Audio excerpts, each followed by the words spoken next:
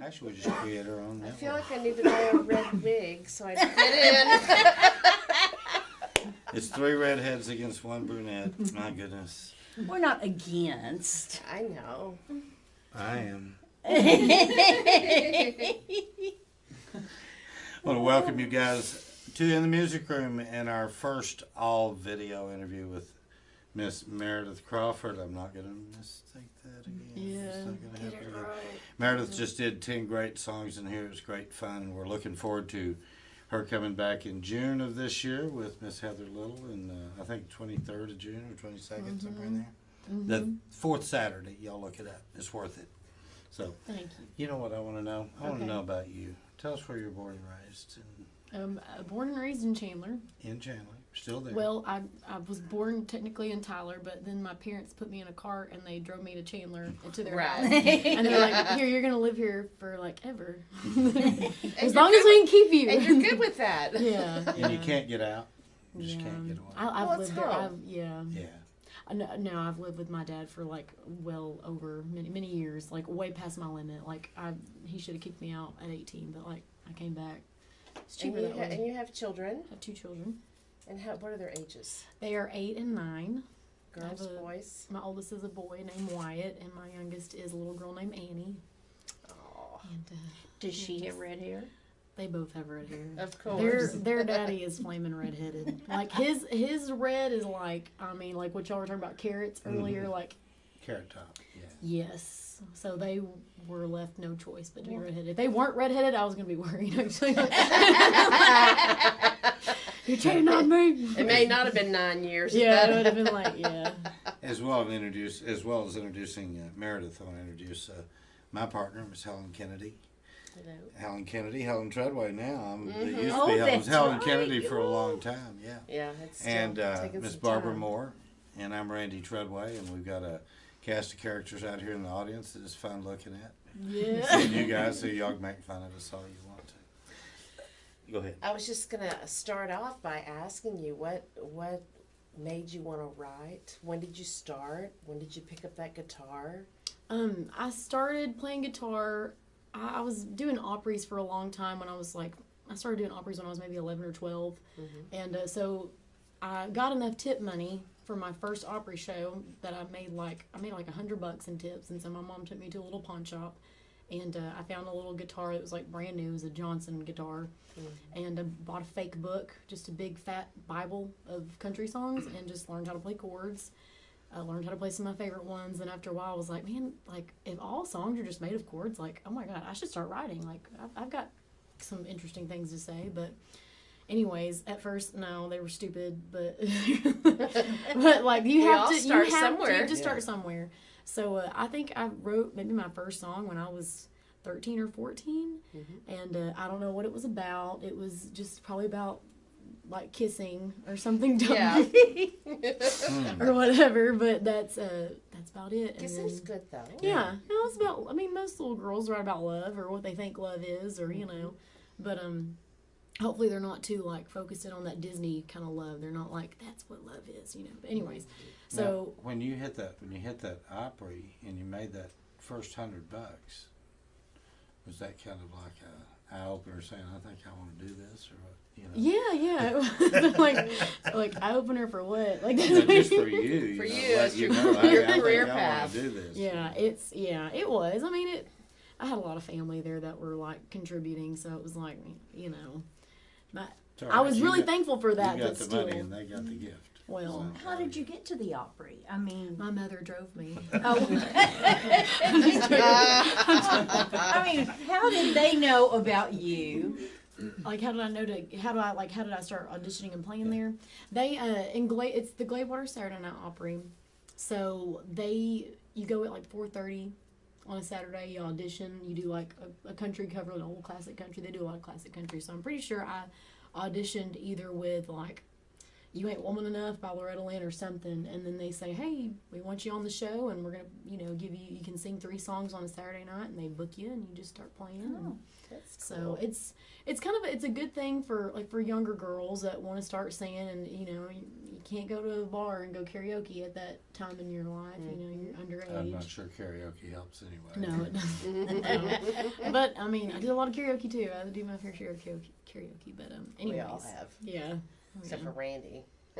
I'm too old for karaoke. That's right. Tell me, who influenced you in your songs as far as a songwriter? Because you had mentioned that you kind of figured out pretty quick that you could do it. But who Well, I were didn't your know if I influences that make you really want to write? Shitty people. Like it? But No, I'm not going to get you to name anybody. That wouldn't be fair. Somebody shitty like John.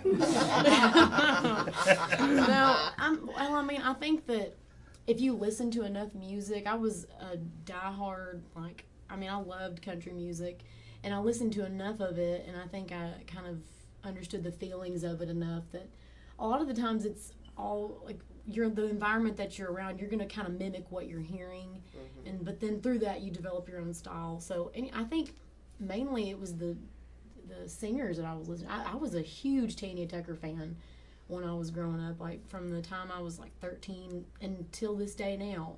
I love Tanya Tucker. Her songs, What's Your Mama's Name, Delta Dawn, I Wish I Knew the Man that Turned My Daddy On. All those songs were such good story songs. She knew how to deliver them, too. Yeah, oh yeah. I've got a picture of her right on the wall, right over Barbara's shoulder right there. You see her in that white dress. Yeah. Yeah, that one I took at Governor Clement's inauguration a few years back in Texas.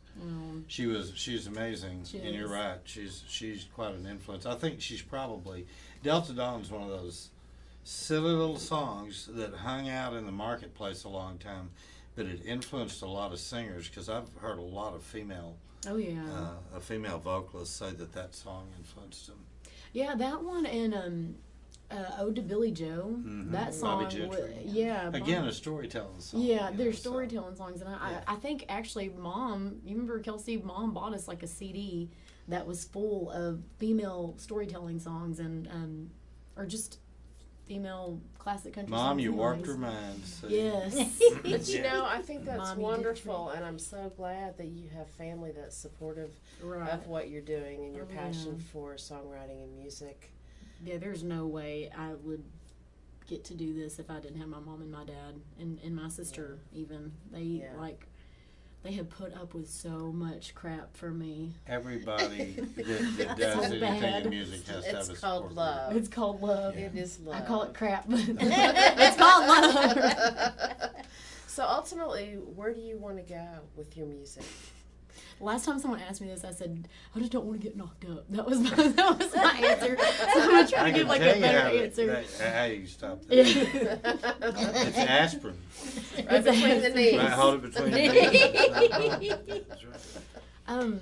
Honestly, right now, in the immediacy, I really want to get through college. I'm working on my accounting degree, and I've been in school since 2010, and it's time to wrap it up and get out, But it takes a while if you can only do a bit at a time. it If you're does. raising kids too, and we've talked about that. We talked a little bit about your family.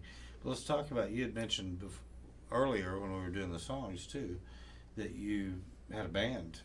So do you still play with a band, or do No. you have a band that you can get together sometime, or how's that work? Yeah, I got a couple of people that I could holler Throw at. but- together. Yeah, but the band I had played with, no, we don't play anymore. I just do my own solo stuff, and it's worked out really well. When did you decide, and what was the trigger that made you decide that you could do that solo stuff by yourself? Because that's a hard decision to make if you're used to playing in bands. Because I had that same decision to make at one point in time. Yeah, honestly, it really wasn't made for me. They made it for me. It wasn't one I made for myself. It was made for me, and so with the dismemberment of that band came kind of like I was on a roll. I felt like in my area in East Texas, people. I mean, I was on a magazine cover. Some really cool things were happening, but my name was on the front of the band, and I thought, I mean, man, I really want to keep this stamina up. I don't really want to go forgotten. And at this point, I really need to make some extra cash, you know, and I wanted to buy a home. And so I knew that I was like, well, if I do this job, I do my full-time job, and then I kind of do stuff on the side, maybe I can earn enough to support my living. So that's what's happened. But mainly it was, I wanted to keep playing music. I didn't want what they did for me. I needed them to get to where I am now. I definitely needed that platform. I needed that push. I needed to do 50 or 60 shows in 1 year and go on the road and, you know, practice 2 times a week and be pressured whenever recording. I needed those experiences to get where I am now. But it honestly just, it was at that point where I was like, I don't want that project to define what I am for the rest of my life. I want to go forward and keep writing, and I think I've got some pretty good stuff, and I think that people can relate to it, and I don't want to be quiet. That was really what it was. I can't see you being quiet. I know. And the pen's active. Keep the pen active. You know, keep writing, even if it doesn't always make a song. Exactly. Get it out of your. We talked about earlier. You know, get it out of your system. Sometimes that's what it takes. Oh yeah, and I mean, it's kind of strange. You can go to Dallas and you can be like, you know, a little fish in a huge pond, or you can kind of be in East Texas and be like, have a name for yourself. And me and Heather always talk about this. Heather, you know, her grandmother gave her some really good advice. It's bloom where you're planted. Yeah. And that's literally what my goal was in staying, you know. Yeah, Og Mandino wrote a book called Acre of Diamonds. It was about that, about don't forget what might be in your own backyard. Mm-hmm. You know, go all over the world looking for your career, and it may be right in your own backyard. So, well, no doubt in my mind that you've got a career. Well, I mean, you're in the middle of it, so. obviously, but you've got a future. Just keep doing it. Don't change. You know, keep going out there and playing your songs and share your emotion, because in your, like I was saying earlier, in the song set, to me, I find that your content is much more what I would hear in most country songs, but your delivery is not country pure. So it's, I think it's good to keep that thing going, just like you're doing. You know, I appreciate it. I'm going to keep trucking. Excuse me. It's been good having you. When you write a song, do you start with the music? Do you start with the words? Do you start with a feeling? It could be a blend of any of those things. Honestly, like sometimes you can just start with a title. Like, hey, this title's bitchin'. Like, I should really kind of create something about it. Or it can be a riff. I mean, that happened too a lot. You can kind of create like some really interesting chords on the guitar and then think, well, Lyrics fall right in. yeah. Or what is this little piece that I've written emotionally make me feel, or what does it remind me of? Or then you can just write lyrics. It's literally, I have written so many dang songs in my car just driving and just recording it like vocally on the phone. Yeah. And that's like literally kind of my only alone time. My only me time really is in the car. And you know, I know texting and driving is illegal, but like I use write lyrics, or I, you know, sing on the phone. But it can be kind of a mixture. I've done that from all angles, like, you know. Yeah.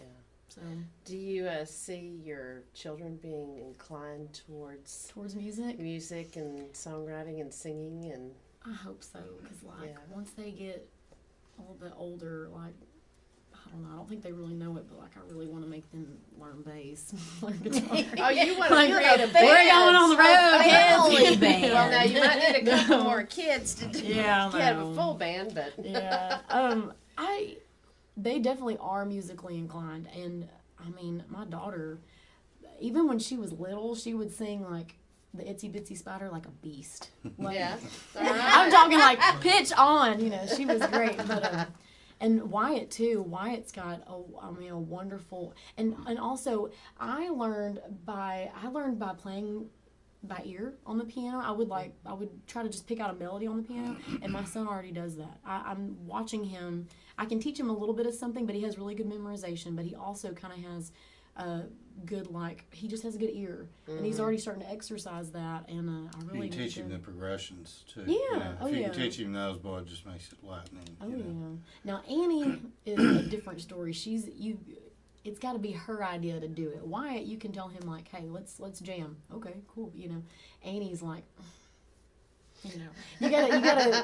you gotta make it her idea. Plant She's the a little seed. she's a little bit more stubborn and strong-minded, which I love about her. It's Well, she does have red hair. yeah, she does have red It hair. can serve her well if It she can. channel it. Yes, but they both can sing, and it's just it'll be interesting to see how it grows as they grow.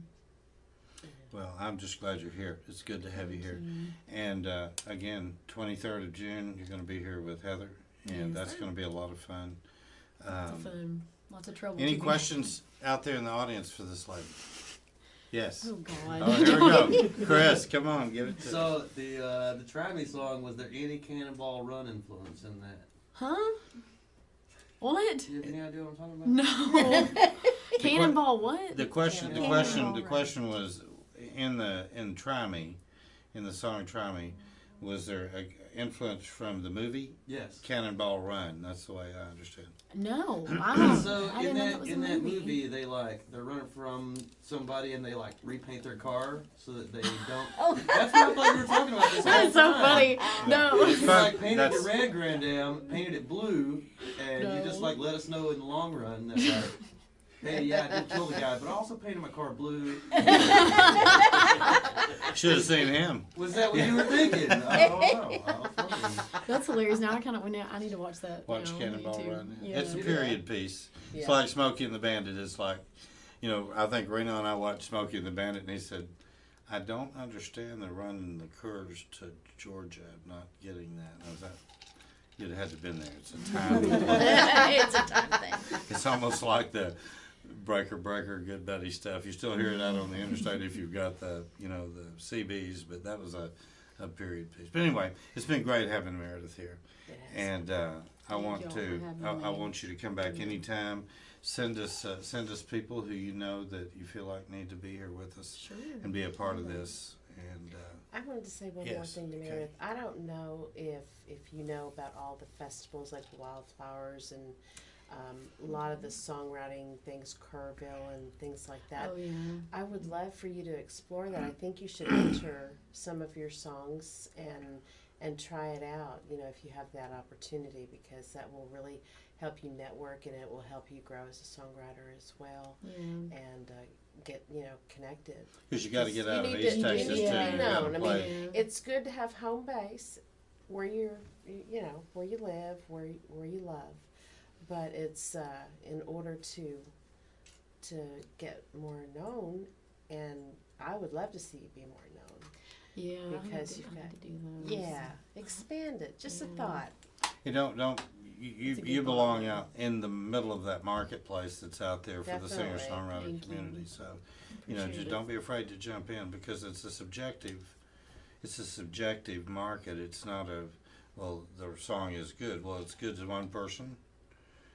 He heard Cannonball Run in your song. Now the reason I say that, is because that's what songs do. They elicit a Right. thought. They You try. related to it. You relate it one way to something that you've you may seen, relate heard, or another. felt.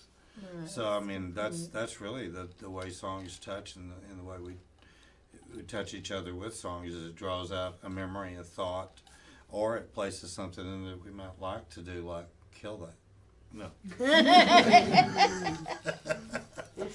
Or like when we thought you sounded like Elvis. Yes. Yeah, that was It's not- unreal. That's That was- actually through the whole your whole nature does actually to me. It's not just the one song. Yeah. Yeah, That's I awesome. find I've it never been pervasive called in a lot that. of things that you do. That means Yeah. a lot, actually. I was like, Elvis?